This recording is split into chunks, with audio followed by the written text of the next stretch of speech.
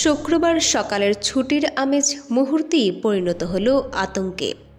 যখন হঠাৎ পায়ের নিচের মাটি কেঁপে উঠল, জানেন কি এই শক্তিশালী ভূমিকম্পে সারা দেশ ও ঢাকার কতগুলো ভবন এখন বড় ধরনের ঝুঁকির মুখে। শুক্রবার সকাল 10টা 38 মিনিটে 5.5 মাত্রার যে ভূমিকম্প আঘাত হানে তার উৎপত্তিস্থল ছিল ঢাকার একদম কাছেই নরসিংদীতে। পুরান ঢাকায় ছাদ ও দেয়াল ধসে এবং নারায়ণগঞ্জে দেয়াল চাপায় প্রাণহানির ঘটনা ঘটেছে।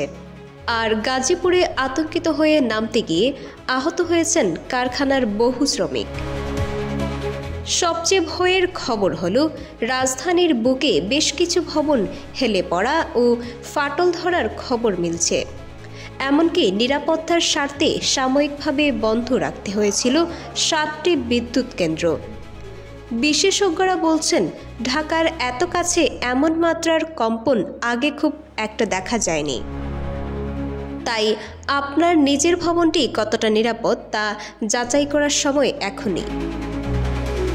এই ধরনের গুরুত্বপূর্ণ আপডেট পেতে আমাদের সঙ্গে থাকুন। বিজিএন টিভি 24 সংবাদ, যেখানে বিশ্বস্ততা সেখানে।